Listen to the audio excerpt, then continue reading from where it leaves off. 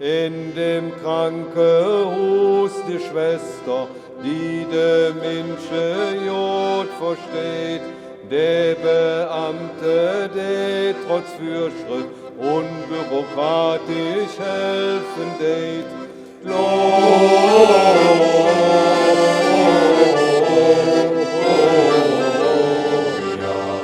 in excelsis Deo.